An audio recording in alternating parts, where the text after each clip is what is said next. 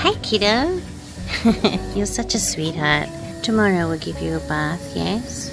So it's a process, you can see, right? We bought the bed, then we lined it underneath with pee pads, and then we've covered it on top because I've noticed that he does pee on the bed. Use your legs, Dollar.